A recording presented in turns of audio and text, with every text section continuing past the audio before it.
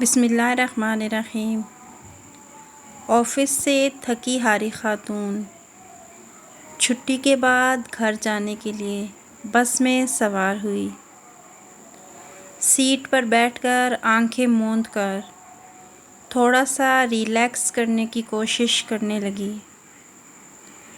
بس میں سوار ایک صاحب نے اپنا موبائل نکالا اور اونچی آواز میں گفتگو کرنا شروع کر دی۔ ان کی گفتگو کچھ اس طرح سے تھی: جان، میں غفور بول رہا ہوں، بس میں بیٹھ گیا ہوں اور گھر ہی آ رہا ہوں۔ بس ذرا آفس میں کام زیادہ تھا اس لیے دیر ہو گئی۔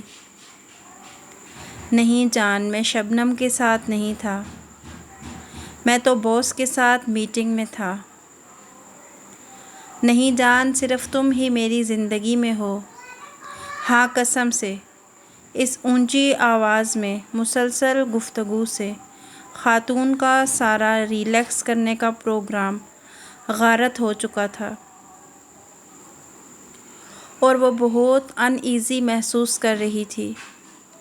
کافی دیر تک بھی جب یہ سلسلہ جاری رہا تو خاتون کی ہمت جواب دے گئی۔ وہ اٹھی اور فون کے پاس جا کر زور سے بولی: غفور ڈارلنگ، فون بس کرو، بہت ہو چکا۔